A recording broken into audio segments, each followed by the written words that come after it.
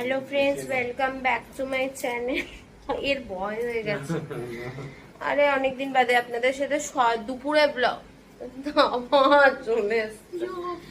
অনেকদিন বাদে আপনাদের সাথে দুপুরে ব্লগ শেয়ার করলাম। অনেকদিন আমি কি লাঞ্চে রান্না হয় কি হয় শুট করি না, সবসময় সন্ধ্যা থেকেই ব্লগটা স্টার্ট করি। তো আজকে আমি দেখিয়ে দিচ্ছি কি রান্না করেছে এই পাবলিকটি। রান্না করেছেন কি রান্না করেছো গো? দেখো, আমি নিজেও জানি না কি কি রান্না করেছে। ও, এটা হচ্ছে মাছের মাথার মুড়ি ঘন্ট, এটা হচ্ছে শসা, এটা হচ্ছে ডাল। ডালটা এই কারণে করতে হয়, আমার ছেলে শুকনো শুকনো না, এই মুড়ি ঘন্টটা এত সুন্দর বাবা করে না, তো ওইটা দিয়ে আমি মেখে খেয়ে নিতে পারি শুকনো।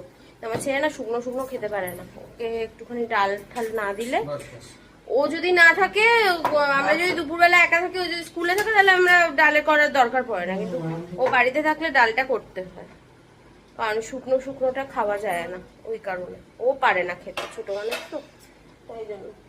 আমি এখন লাঞ্চ করবো, এখন বাজে আপনাদের ঘড়িতে টাইম দেখিয়ে দিচ্ছি 1:15। হ্যাঁ, এরকম টাইমে অনেকে খায়, কিন্তু মানে ঘড়ির কাটা এইভাবে দৌড়াচ্ছে। সব থেকে বড় কথা, আজকে আমার সন্ধ্যেবেলা রিপোর্টটা দেবে, কি বলবে ওই টেনশন, আমার মাথা খারাপ হয়ে যাচ্ছে। এটা আজকে বলতে বলেছি, বাইরে বেরিয়েছিলাম কিছুটা কচুরি সকালে টিফিন করার জন্য, দোকানে গিয়ে দেখলাম মিষ্টির দোকানে সবাই বলাবলি করছে যে মিষ্টি বানাতে পারছে না, গ্যাসের খুব ক্রাইসিস, মানে আমাদের রান্না ওই জন্য ডেইলি ওই। হ্যাঁ ফ্রেন্ডস, কি যে হবে না, যুদ্ধ যেভাবে চলছে, আর আমাদের মাননীয় যে প্রধানমন্ত্রী যেভাবে বললেন যে কোভিড সিচুয়েশনের মতন সিচুয়েশন আসতে পারে, মানে সিরিয়াসলি ভয় লাগছে প্রচন্ড। মানে ওইটাই, লকডাউনের ভয়টাই সবাই পাচ্ছে। আর সব থেকে বড় কথা, গ্যাসের এমন ক্রাইসিস হয়ে গেছে, আমি নিজে না বুঝে উঠতে পারছি না আমাদের গ্যাস কি হবে।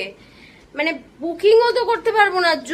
এবার কালকে যখন আমি এক্সট্রা করাতে যাচ্ছিলাম, তখন এখানে দেখলাম প্রচুর সিলিন্ডার দিচ্ছে, মানে লোকজনের ডিস্ট্রিবিউশন হচ্ছে, মানে এবার কত মাসে বুঝতেও তো পারছি না। ব্যাপারটা হচ্ছে কি, আমরা 3 জনের রান্না না, ব্যাস এটুকু, আমরা 3 জনের রান্না না, এখন পুরো একটা সিলিন্ডার পুরো ভর্তি রয়েছে, আর একটা সিলিন্ডার রয়েছে। জেনারেলি আমাদের এখানে গ্যাস বুকিং করা 2 দিনের মধ্যে দিয়ে দেয়, বলো, জেনারেলি 2 দিনের মধ্যে দিয়ে দেয়। এবার ফট করে যে বুকিং করে দেব, যদি 2 দিনের মধ্যে চলে আসে, তখন তো সিলিন্ডার ফাঁকা হয়নি।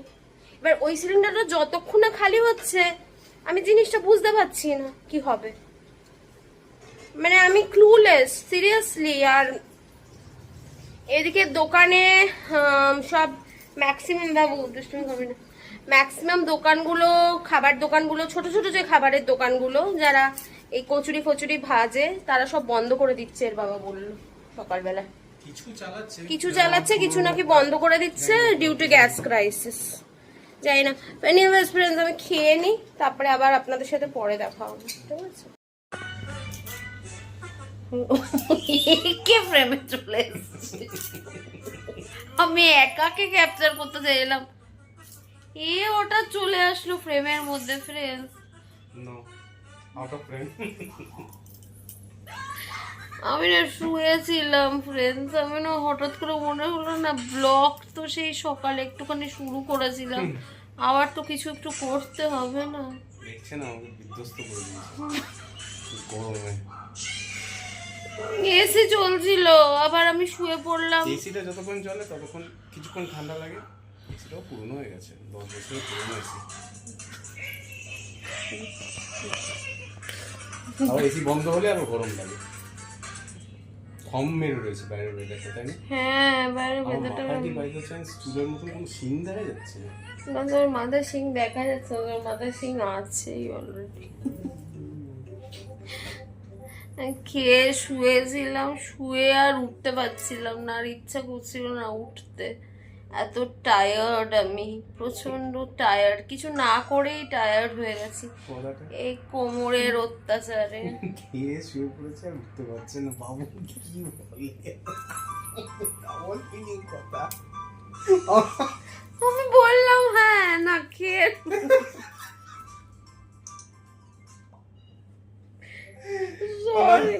মানে ভাত কে ঠিক আছে, যা তা কালে উল্টা পাল্টা মিনিং বের করার লোকজন না। আমি তো এসি চালিয়েছিলাম, এসিটা বন্ধ হয়ে গেছে। এ বিন্দাস মোবাইল দেখে যাচ্ছে। এর কালকে রেজাল্ট, রিল্যাক্স মোডে চলে গেছে। এর রেজাল্ট আর আমার কালকে ডাক্তার দেখানো আছে। ডাক্তার কি বলবে কে জানে, টেনশনে মাথা খারাপ হয়ে যাচ্ছে। কোমর নিয়ে বিশাল প্রবলেম আছে। মানে নর্মাল যখন দেখিয়েছি তখন তো ডাক্তার বলেছে কোমরে হাড়ের স্পন্ডিলাইটিস বা কিছু একটা বলেছে। এবার এক্সরেতে কি আসে তা তো জানি না, এক্সরে রিপোর্টের অনুযায়ী সবকিছু ট্রিটমেন্ট কি বলবে। কিন্তু এসিতে চলে বাবা, এসি রিমোট কই রে? আয় বাবু, এসি রিমোটের রেস্টে চালাতো। দুপুরে খেয়েছি, 1:30 বেজে গেছে খেতে। খেয়ে আর শুয়েছি, আর উঠতে পারছি না। আমি কিন্তু ভালোভাবে খেয়ে খাবার খেয়ে শোয়ার কথাই বলেছি, আর সব উল্টাপাল্টা সব কোথা থেকে রান্নাগুলো ভালো হয়েছিল কেন সেটা বলো। দারুণ রান্না করেছে। মাছের মাথার মুড়ি, বলতে গেলে সত্যি কথা বলবো, এই মাছের মুড়ি কিন্তু ওই শিখিয়েছে আমাকে, আমি এগুলো জানতাম। ফ্রেন্ডস, দুঃখের বিষয় এটা না, আমি একটা খুন্তি নাড়িয়ে রান্না পর্যন্ত করতে পারি না আজকাল। আমার পুরো ডান হাতটা, আমি এই যে বললাম না, আমি এই সাইডে করে ছাড়া মোবাইল এইভাবে নিতে পারি না। আর স্ট্যান্ডে নেব না, আমি বেশি ধরে রাখতে পারি না। যেটাই হোক আমাকে তো ডান হাতেই করতে হচ্ছে না। আগে আপনারা ভাবতে পারবেন না, আমি ভোরবেলা উঠে রুটি, এই যখন অফিসে যেত, এখন তো ওয়ার্ক ফ্রম হোম করে, আগে যখন অফিসে যেত তখন মানে রুটি বানানো, তরকারি বানানো সব এক হাতে করেছি। ও নো ডাউট হেল্প করতো, কিন্তু এখন এই মানে রাইট হ্যান্ডটা অপারেশনের পরে এমন অবস্থা হয়ে গেছে না, মানে একটা মোবাইল ধরে ভিডিও শুট করাও আমার জন্য নেক্সট টু ইম্পসিবল হয়ে গেছে। আর যাই করুন, কখনো না কোনো জিনিসের নার্ভের অপারেশন ডেঞ্জারাস জিনিস, কিন্তু আমার অপারেশন ছাড়া কোনো রাস্তা ছিল না।